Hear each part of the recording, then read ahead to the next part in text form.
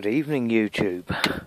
As per normal, Billy's just woken up to come and say hello. He's a good boy, ain't you? He's been sleeping. Right, I've not been here for a few days because I've been ill. I spent most of the week off at work, which wasn't very good. So, yes, I haven't been feeling very well. But now I'm feeling a lot better. So, I'm going back to work tomorrow. Got my laundry hanging up.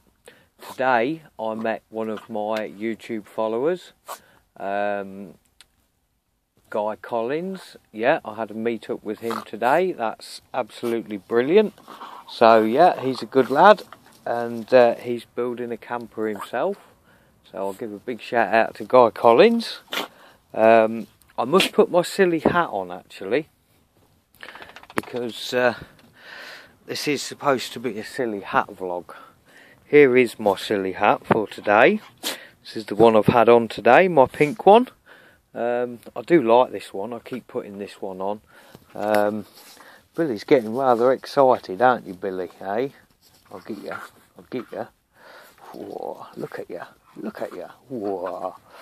Yeah, so this is my silly hat vlog for today. As you can see, it's...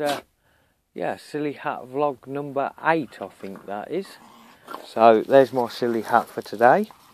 Now, I'll give you a look. Look at him. He's got his teeth out at me.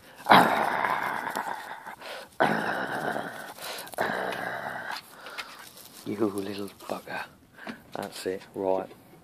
Now, the other day I was watching...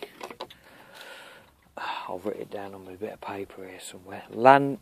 Landyrubberstamp, I think that's right. And he did a video the other day about, he's on about changing his camper and what he should get and such like. Now, he was on about lay-bys having a limit or something. I'm not quite sure what he was on about there. I park in lay-bys. I don't know of a limit, but then I normally pull up afternoon, evening, spend the night and gone the next morning.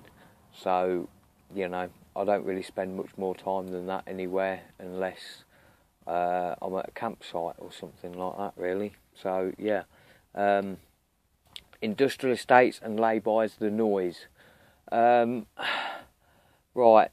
To be perfectly honest with you, with regards to noise, I live on the side of the road, really. So what do you expect?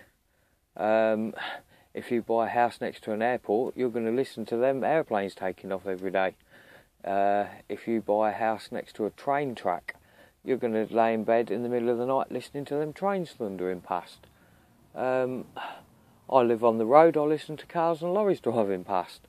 That's just what I'm used to. I can park somewhere. The lay-by can be full of lorries. When I wake up in the morning, every one of them lorries is gone, and I've not batted an eyelid. Because of the simple reason, I'm used to it now. It doesn't bother me. I can near enough sleep anywhere.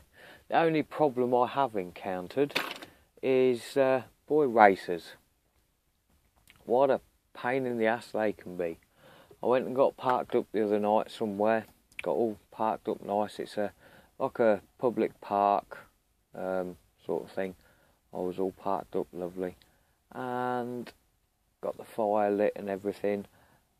About, what time would it be? 9 o'clock at night, something like that.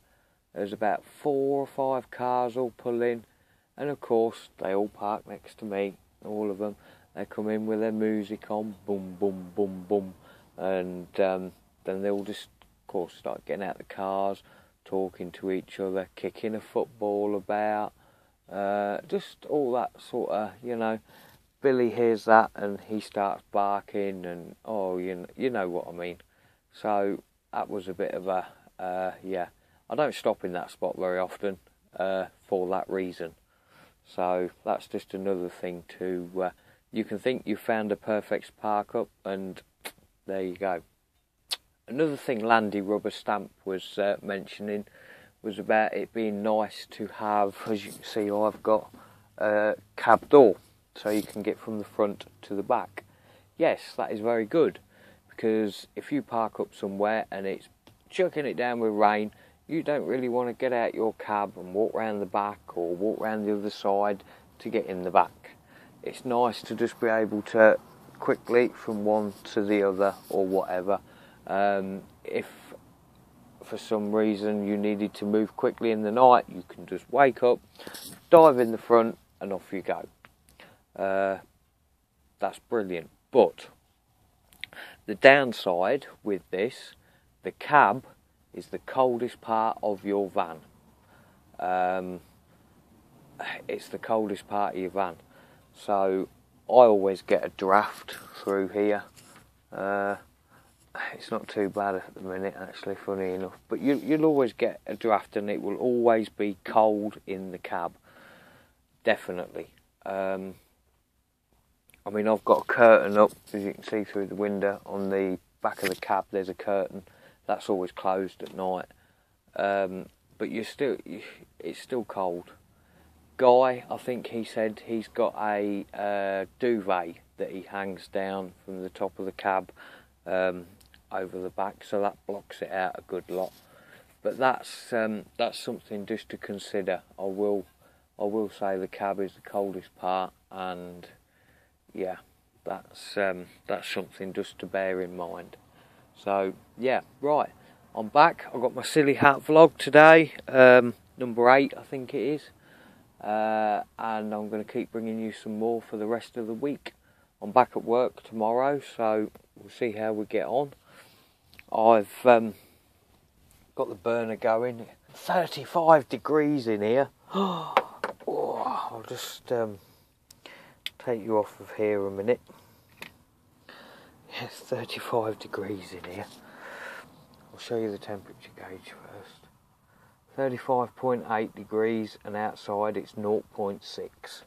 So that's fantastic. Got all my washing hanging up there, look, just above the burner. Now a lot of people seem to be rather envious of this burner, and I'll tell you what, I've got the top closed, so that air vent is closed, and the one at the bottom, I don't know if you can see that, that's probably about, the first notch there is about half open, so it's on about a quarter, I should think, or a third, and that's just ticking over lovely, to be honest with you. It's, well, 35 degrees in here. If I keep that bottom slat all the way open, it draws the air more, and it all just goes out the chimney, so you know. But yeah, so we're back indeed, Billy. So keep him warm in front of the burner, as you do. Right, I've got the curtain shut up there as well, just to make sure. Another thing I get a lot of, dust. Right, I can go around and polish all these two worktops, get them all nice and gleaming. I can go and drive 5 or 10 miles down the road, and everything's covered in dust again. That's one of the things with living on the road. So just bear that in mind. But I strongly urge anybody who wants to live in a van, and if you're thinking about it, I strongly advise you to give it a go. Even if you only buy a van and sort of partly convert it, and go out for a week or a couple of weeks, just go somewhere and see how you get on. It's free. You are free from all of that hassle and that debt and everything. Right, that's it for now, people, and I'll see you in the next video.